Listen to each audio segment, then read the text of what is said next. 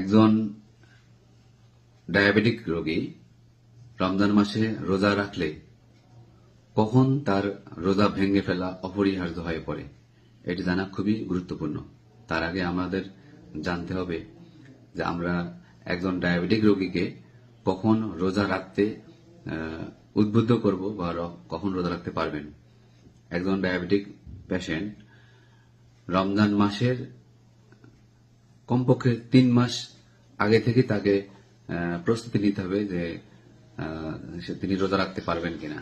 শর্তগুলো হলো যে তার ডায়াবেটিস ওয়েল কন্ট্রোল থাকতে হবে, ডায়াবেটিসের মারাত্মক জটিলতাগুলো থাকা যাবে না, যদি সাথে হাই প্রেশার থাকে হাই প্রেশার কন্ট্রোল থাকতে হবে, এবং অন্যান্য কোমরবিড যে কন্ডিশনগুলো আছে, যদি কোনো পেশেন্ট কিডনি রোগী হয়ে থাকেন, লিভারের রোগী হয়ে থাকেন বা ক্যান্সার রোগী হয়ে থাকেন, তবে সেগুলো অবশ্যই একটা স্টেবল অবস্থায় থাকতে হবে, তবেই একজন ডায়াবেটিক রোগী রোজা রাখতে পারবেন।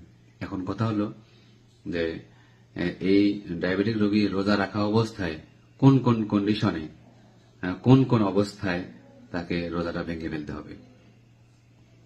এগুলো সাধারণত আমাদের দেশীয় প্লাস আন্তর্জাতিক অনেক গাইডলাইন আছে। তার মধ্যে উল্লেখযোগ্য যে পয়েন্টগুলো, উল্লেখযোগ্য যে রেকমেন্ডেশনগুলো আছে, 1 নাম্বার, যদি রোজা রেখে দিনের কোনো সময়ে ব্লাড সুগারের মাত্রা 3.9 মিলিমল পার লিটার এর কম হয়, বা যদি ব্লাড সুগারের মাত্রা 16.6 বা 16.6 মিলিমল পার লিটারের বেশি হয়, অথবা রোজা রাখা অবস্থায় যে কোনো সময়ে হাইপোগ্লাইসেমিয়া অথবা হাইপারগ্লাইসেমিয়ার লক্ষণগুলো প্রকাশ পায়, তাহলে তাকে অবশ্যই রোজা ভেঙে ফেলতে হবে।